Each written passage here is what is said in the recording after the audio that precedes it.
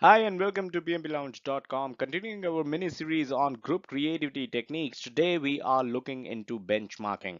So, benchmarking again is one of the group creativity techniques, how a group can get together and come up with requirements of the project. Benchmarking is again one of the ways the group can do it. There are many other ways which are covered as part of group creativity techniques, and we have discussed all of them. The link to all of them will be available in the description below. The entire playlist will be available in the description below. Again, let me tell you, where does benchmarking actually fit in your PMP courseware? The slide that we are going to discuss now will be a repetition.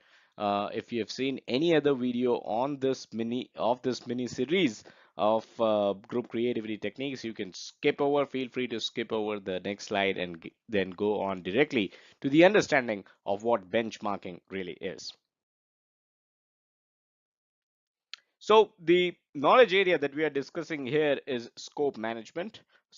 There are 10 knowledge areas. One of them is scope management, which is the knowledge area in question here. Every knowledge area has several processes. Under scope management, the process that we are talking about here is collect requirements. And again, we have discussed all other knowledge areas of scope management already. The entire playlist to all the videos of scope management will be available in the description, so feel free to check that out as well. Now, when we talk about the collect requirements process, we discuss several different tools and techniques that are used in this process. And one of the tools and techniques of collect requirements is group creativity techniques, and one of the group creativity techniques is benchmarking. There are other tools and techniques of the collect requirements process, like interviews, focus groups, facilitated workshops, group decision making techniques. Again, all of these have already been discussed. The link will be available in the entire playlist. The link to the entire playlist will be available in the description. So, benchmarking is what we are discussing today. Let's get started. Let's try to understand what exactly is benchmarking. So, the word benchmarking, if you're hearing it for the first time, is basically when you need to understand it. But if you're already aware of the English literal meaning of benchmarking, you know that benchmarking is typically comparing with the industry's best. So, the best in the industry is the benchmark where everyone wants to reach to, right? So let's say you, if for your project, right, the product of your project is let's say a mobile phone. Okay, so if you're creating a mobile phone, and we will stick to, let's say, Android here, and we'll say, and we consider that Samsung Note, Galaxy Note is the best phone available out there. Now, I know, phones are again something which are um, things used to, the discussions typically tend to get polarizing. But for example's sake, let's consider that Samsung Galaxy Note, whatever is the latest version out there, is the best phone available in the market today. So that will be your benchmark. And if the product of your project is a phone, Samsung Galaxy Note will be the benchmark which you want to achieve, right?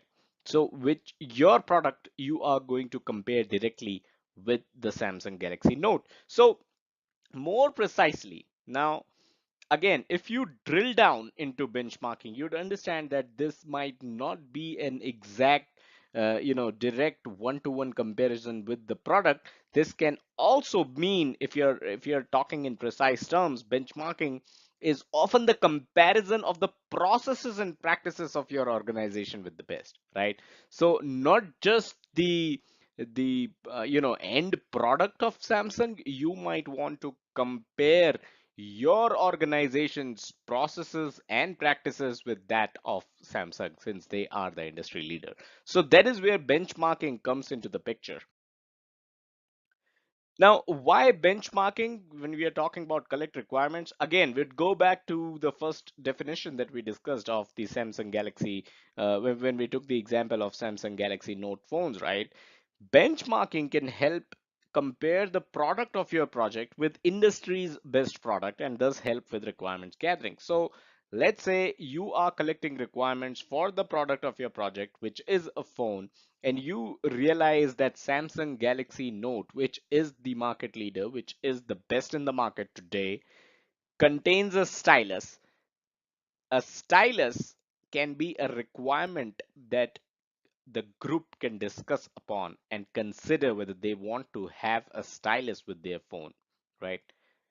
So that is why benchmarking is important when it comes to collecting requirements. Again, the aim here is not to create a replica of Samsung Galaxy Note, right? You should not aim to create a replica, but you need to ensure that the expected features are covered as part of the collect requirements process. So if you are targeting the customers of Samsung Galaxy Note, if you want to deliver the product of your project in that market segment, you need to make sure that you are delivering the expected features. If the expected features, if that market segment expects a stylus with their phone, and that is the best phone in the market, and that is your benchmark, then by all means, your product should also have a stylus. And that is how benchmarking can help you and gather requirements for your project. So that's how benchmarking is helpful and is often used during the collect requirements process. That is all that we had in this video. Hope you understood and learned a thing or two about benchmarking and how it can be helpful in the collect requirements process. Subscribe to this YouTube channel if you haven't done so already, and check us out on our social media, facebook.com/PMP Lounge and twitter.com/PMP Lounge. As always, do check out the website pmplounge.com, your number one free resource for PMP certification and project management industry information. Thank you.